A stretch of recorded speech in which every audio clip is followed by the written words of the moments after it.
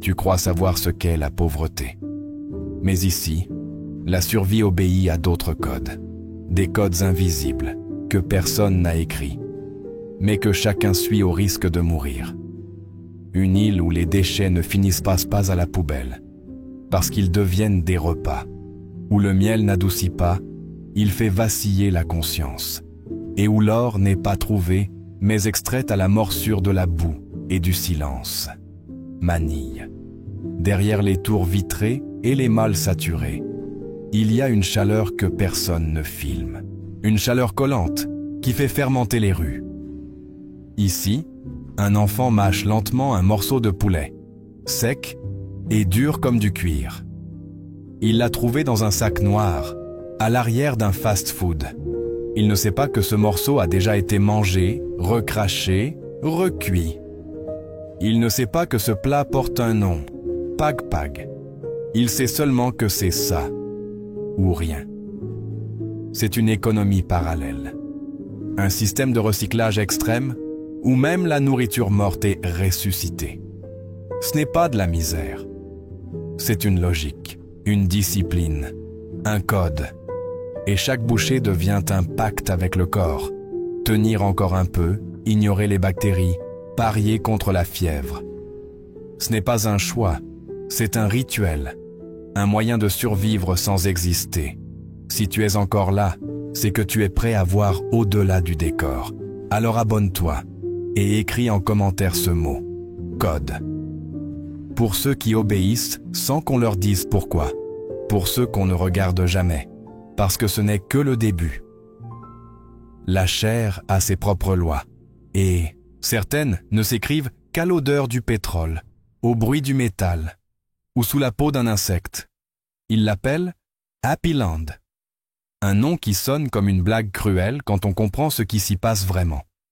Ici, tout ce qui a été jeté renaît. Mais cette renaissance n'a rien de spirituel.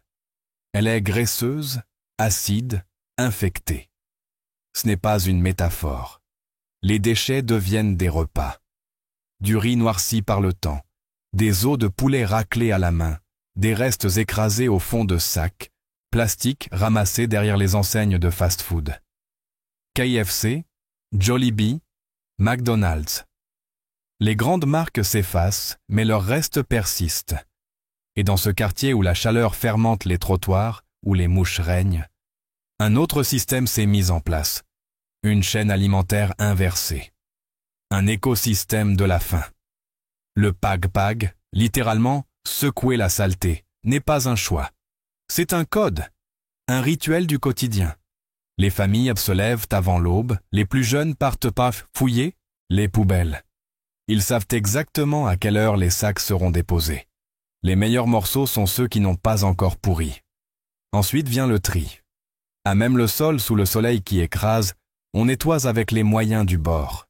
Une bassine, un vieux torchon, parfois un peu de savon industriel volé à une station-service. On enlève les verres, les asticots, les moisissures visibles. Puis, on recuit. Très fort. L'huile brûle, l'odeur est suffocante. Mais ça tue ce que l'on ne peut pas voir. En théorie. Ceux qui mangent ça tous les jours n'en parlent pas. Ils mâchent lentement, les yeux dans le vide. Un garçon d'environ 8 ans, torse nu, mange un morceau de cuisse recuite. Il ne parle pas. Son frère, plus jeune encore, lèche un os. Ils n'ont pas faim. Ils vivent dans un état de digestion permanente. Leur estomac ne connaît plus le vide, seulement la menace. Ce n'est plus un repas, c'est une consigne, avale ou tombe. Et le corps obéit. La première fois qu'on voit un plat de Pag Pag, on recule. C'est trop sec, trop dur, trop sombre. La friture est ancienne, le sel masque quelque chose. Une odeur de rance, de graisse recyclée. Mais une femme sourit et tend l'assiette. Elle a les mains propres, ses cheveux sont attachés. Elle a lavé chaque morceau, elle dit. Elle-même n'a pas mangé depuis la veille. Elle goûte le plat avec une fierté tranquille. C'est bon, dit-elle. Et bon marché. 30 pesos, moins d'$1. Elle vend des sacs entiers. À midi, tout est à partie. Le gouvernement tente parfois d'interdire. par peur des infections, des épidémies, de la honte internationale. Mais interdire la faim revient à interdire le vent. Les inspecteurs viennent, confisquent les bassines, ferment des échoppes, puis repartent. 2 jours plus tard, tout recommence. Parce que rien d'autre n'existe ici. Le Pag-Pag nourrit, fait tourner l'économie locale, recycle ce que les riches n'osent regarder. Les os de poulet deviennent monnaie. Les sauces séchées sont de l'or. Chaque bouchée contient une dose de risque et une pincée de dignité.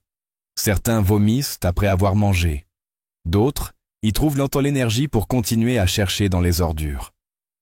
C'est une boucle, un cercle parfait et impitoyable. Le déchet devient plat, le plat devient énergie, l'énergie retourne à la rue. Ici, les codes ne sont pas écrits sur les murs. Ils sont dans le bruit de l'huile, dans l'odeur du plastique fondu, dans les doigts qui lavent sans relâche. Happy Land n'a rien de joyeux. Mais il y règne une cohérence féroce, une vérité que personne ne veut filmer, une cuisine du désespoir où la honte a été digérée depuis longtemps. Ce qu'il reste d'un monde qui refuse de voir ce qu'il jette. Quand l'homme mange ses propres déchets, ce n'est pas la fin du monde. C'est le début d'un autre cycle. Là où la viande pourrit, une autre vie commence. Elle rampe, minuscule, presque invisible. Elle se tord dans l'ombre chaude, dans un bac sans nom, nourrie par tout ce que nous avons laissé mourir. Ce n'est pas une métaphore, c'est une industrie. Un laboratoire à ciel ouvert où des larves dévorent ce que l'homme rejette. Et en retour, elle lui offre ce qu'il n'arrive plus à produire lui-même, des protéines. Angeles City, nord de Manille, une ferme qui ne sent pas la terre ni l'herbe. Elle sent la fermentation, l'huile rance, la sueur humaine. Un homme ouvre une caisse noire. Elle grouille. Des centaines de larves noires, grasses, vivantes, se pressent les unes contre les autres dans un silence épais. Ce sont des larves de Black Soldier Fly, une mouche qui ne pique pas, ne vole presque pas, ne cherche rien d'autre que l'obscurité et la pourriture. Elle mange tout. Riz pourri, viscères, viande en décomposition, vieux légumes, cartons humides. Et en 4 jours, elle te transforme tout cela en elle-même. En bloc dense de protéines pures, 45%. Le reste était fait d'acides aminés, de graisses, de matières sèches. C'est mieux que la viande. Les larves sont triées à la main. Certaines nourrissent les cochons, d'autres les poissons. Quelques-unes, les chiens errants qu'on ramène ici pour les engraisser. Et puis, il y a celles qu'on garde pour nous. L'homme en prend une poignée. Il les porte à sa bouche, sans hésiter. Il mâche lentement. Il dit que ça a le goût de bois sec, de poussière. Pas mauvais. Seulement étrange. Mais ce qui est étrange aujourd'hui sera banal demain. Ce que nous appelons aujourd'hui insecte sera, demain, farine, soupe, pâte à tartiner. Il n'y a pas de dégoût, seulement des codes culturels. Et ces codes sont en train de changer. Une larve peut consommer 2 fois son poids chaque jour. Ce chiffre est réel. Il est vérifié, quantifié, contrôlé. Ce qu'on ne peut pas dire des chaînes de fast-food. Ici, la digestion est visible.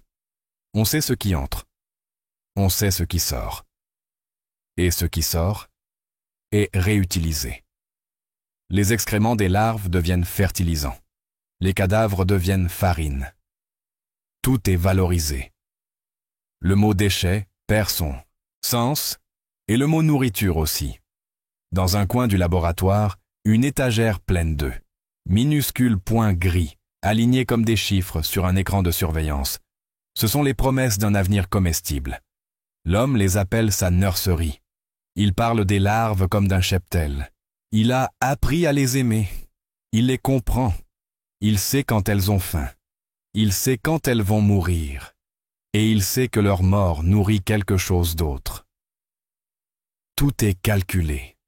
Tout est circulaire. Ce n'est pas un projet du gouvernement. Ce n'est pas une utopie verte financée par une ONG. C'est un geste désespéré qui a fonctionné. Une réaction biologique à l'effondrement invisible de l'alimentation humaine.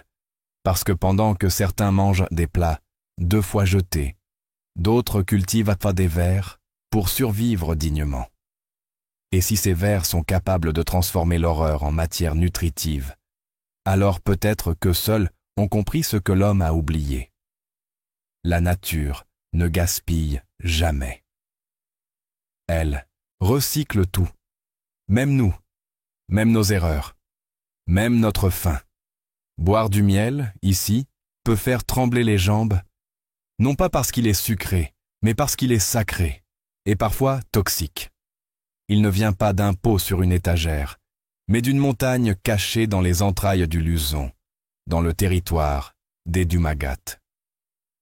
Un peuple oublié, qui chasse les chats sauvages, écoute la pluie avant de parler, et ne nomme jamais la mort par son nom.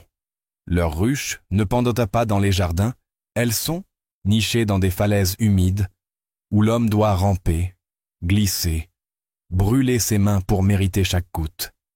C'est là que l'on trouve le pisoucan, un miel noir, dense, vivant. Il ne soigne pas seulement les toux, il vous déplace, il vous soulève de vous-même, et il vous écrase s'il le veut. Avant de goûter, il faut mériter. Marcher dans la boue pendant des heures, sous une pluie qui efface les chemins, où même les chevaux hésitent à poser les sabots. Le visage trempé, les mains figées, les yeux fixés sur les guides qui ne parlent que par signes. Puis, quand le vent cesse un instant, on grimpe, lentement. Un feu doit naître, même mouillé, même désespéré. On frotte les feuilles mortes, on vide l'alcool d'un vieux réchaud, et on prie que les abeilles s'en aillent, sans faire de martyrs. Cette fois, le feu prend, et le miel apparaît, un peigne épais, ruisselant, qui semble contenir autre chose que du sucre. Quelque chose d'interdit. Il faut le mâcher, pas l'avaler. C'est la règle. Le tatonja, goût est sauvage, presque minéral. Des larves explosent dans la bouche. Elles craquent sous les dents et leur chair se mêle au nectar, comme une offrande animale. Les anciens disent que les esprits vivent dans cette substance, qu'une cuillère mal dosée peut vous rendre muet, ou vous faire rêver 2 jours d'affilée. Un chaman rit doucement en observant les mains tremblantes. Il en prend une gorgée, puis ferme les yeux. Dans le village, personne ne parle fort. Le pisoucan ne se vend pas. Il circule. Il est donné à ceux qui souffrent, à ceux qui veulent oublier, à ceux qui n'ont plus de nuit. Une femme âgée trempe un doigt dans le liquide, le porte à ses lèvres. Elle sourit. Elle n'a pas vu son fils depuis 12 saisons. Et aujourd'hui, elle le revoit dans la lumière trouble. Le miel l'a ramené. Elle le sait. Personne ne l'a contredit, car chacun ici a vu quelque chose qu'il ne peut expliquer. Une forme dans la brume. Une voix dans la gorge. Un vertige sans chute. Le pisoucan n'est pas une drogue. C'est un passage. Un moment où le corps et l'esprit n'obéissent plus qu'à un seul code. Celui du silence. Il n'y a pas d'urgence à comprendre. Il faut seulement rester, respirer, sentir le poids s'alléger ou s'alourdir. Certains vomissent, d'autres rient sans raison. Un homme, après 2 verres, est resté allongé sur le sol pendant 48 heures. Les enfants couraient autour de lui. Il ne bougeait pas. Il disait voir la mer. Il disait entendre sa propre naissance. On l'a laissé tranquille. Dans cette tribu, on ne demande pas pourquoi le miel agit ainsi. On demande seulement s'il a agi. Et ceux qui en ont pris doivent te répondre. Non par des mots, mais par un regard, un geste, un rêve. Les Dumaga ont leurs lois. Personne ne les écrit. Ce sont des codes qui passent par le ventre, par la sueur, par la nuit. Celui qui les comprend ne revient jamais tout à fait. Et celui qui les ignore ne revient pas du tout. Si tu as lu jusqu'ici, écris fièvre douce en commentaire, parce que ce qu'on croit doux peut brûler. Parce que parfois, on avale la lumière sans savoir d'où elle vient. Parce qu'il existe des vérités qu'on ne voit qu'en fermant les yeux. L'air ici ne se respire pas, il se négocie. À Paracal, au bord de la mer des Philippines, on descend chercher de l'or comme on entre dans une tombe. Une bouche, un tuyau, une corde. Pas de casque, pas de lumière.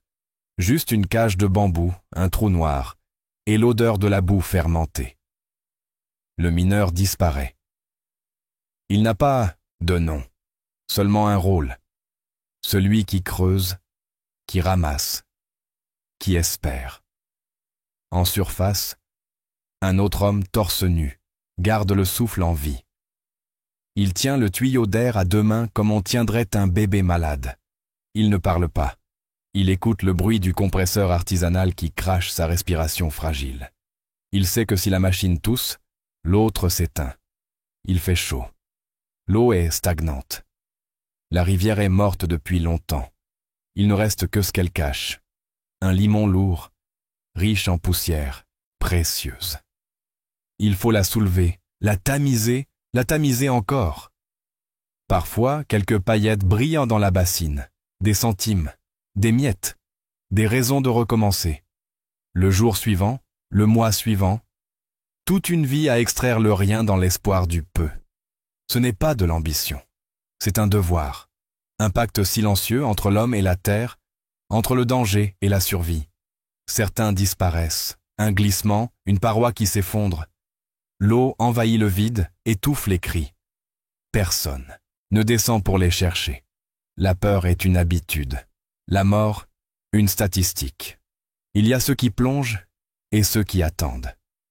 Les femmes et les enfants, plus loin, à genoux dans la vase, tamisent leurs attentes dans les restes. Elles sourient quand une paillette remonte à la surface. Elles disent que c'est une bonne journée.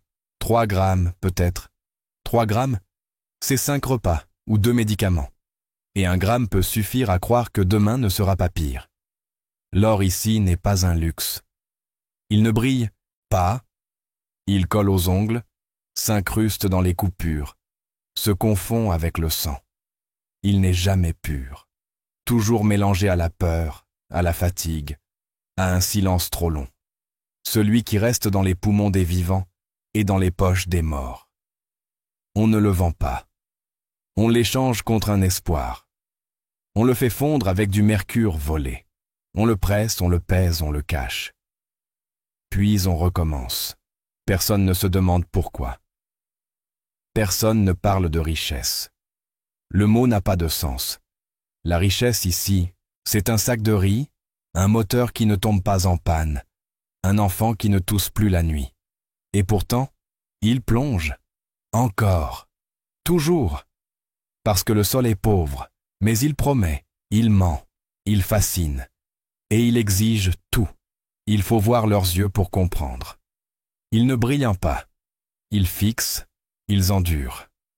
Ce sont les veines ouvertes d'un monde qui préfère oublier ce qu'il consomme. Des hommes respirent à travers des tuyaux pour que d'autres puissent porter des bagues.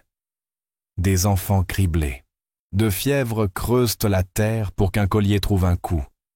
Ce n'est pas une métaphore. C'est une division du monde, un code de valeur inversé. Ceux qui connaissent le goût du mercure savent que chaque gramme d'or contient une vie. Et que parfois, cette vie n'est pas celle du mineur, mais celle qu'il sacrifie pour qu'on l'écoute. Juste une fois, elle est accroupie depuis l'aube, les genoux dans la boue, les mains trempées dans une eau qui ne reflète plus rien. À côté d'elle, une petite fille fouille la vase avec une cuillère en métal tordue. Elles ne parlent pas, elles écoutent, le son du courant, des sacs plastiques froissés, des voix lointaines. Ce silence humide, c'est leur quotidien. Elles cherchent des paillettes, des éclats minuscules d'or, comme des miettes tombées d'un rêve qui n'était pas pour elles. Le lit de la rivière est noir. Il aval a été lavé 1000 fois, creusé, retourné. Le mercure flotte à la surface, invisible, mais partout. Il entre par les pores, descend dans les sphincters, veines, dort dans les os. Personne ne mesure le danger. Pas parce qu'on l'ignore, mais parce qu'on ne peut plus s'en détourner. Quand l'eau est la seule chose qui nourrit, elle devient aussi celle qui détruit. Les femmes le savent. Elles ont vu leurs ongles tomber, leur peau se fendiller. Elles ont vu les enfants vomir sans fièvre. Mais elles continuent. Car l'or, même infime, même invisible, peut acheter du riz. Et le riz, ici, remplace la foi. La fillette rit quand elle croit voir briller quelque chose. Elle plonge la main, ressort un caillou, recommence.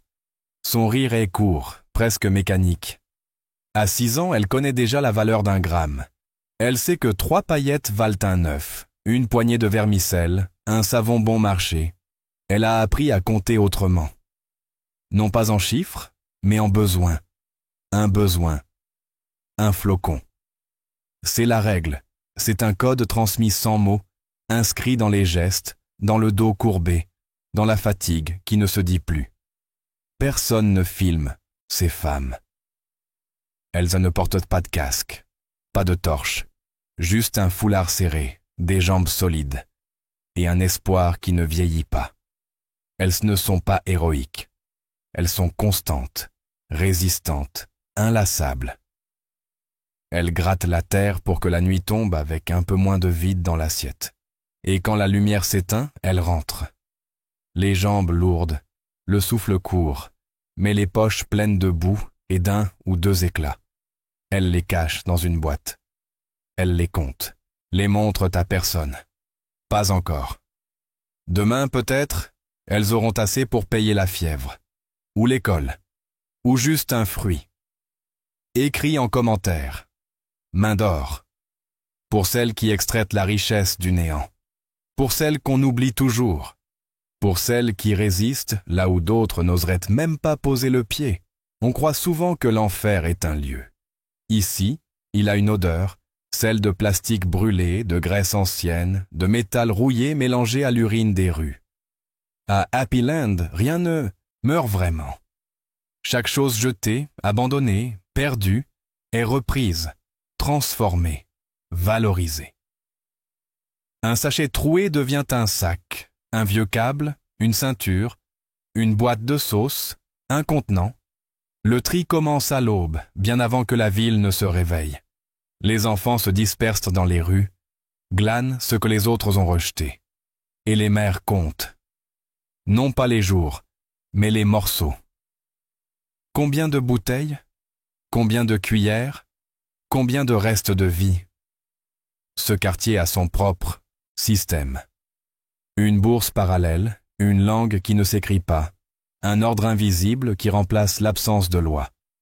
Personne n'enseigne, mais tout le monde sait. On apprend vite quand la faim ne laisse pas le choix. Une barquette de riz moisi, une cuisse de poulet réchauffée 3 fois, une poignée de canettes. Chaque objet possède un prix, un poids, une utilité. Même l'inutile peut nourrir. L'humiliation ne vient pas de ce que l'on fait.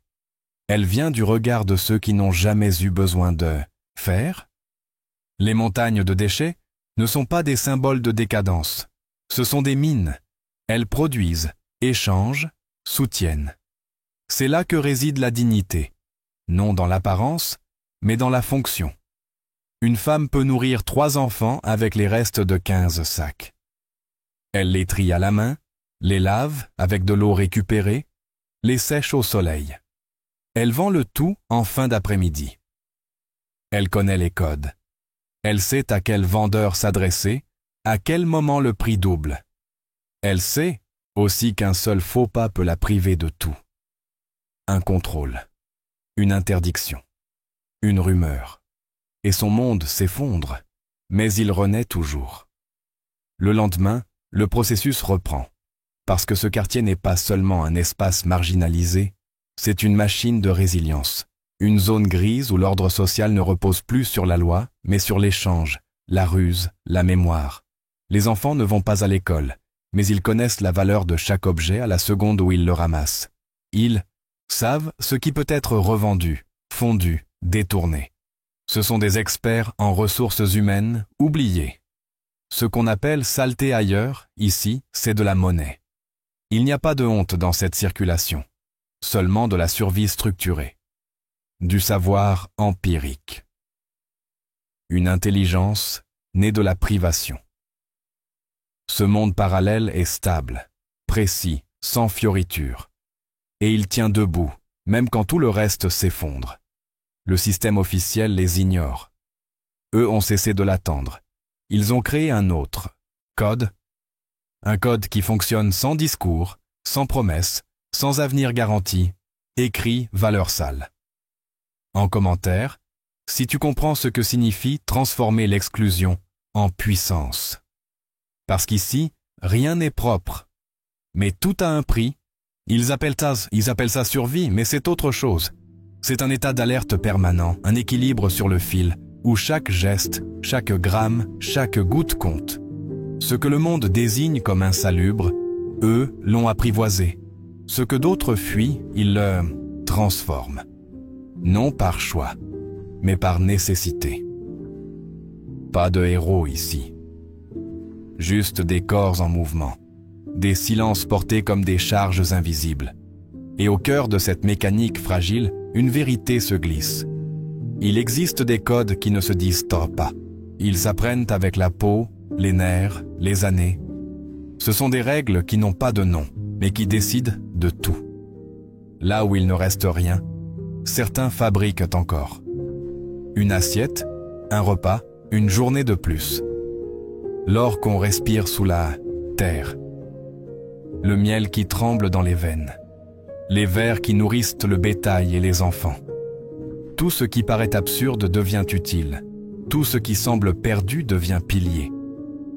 Et dans ce décor ruiné, un ordre naît du chaos.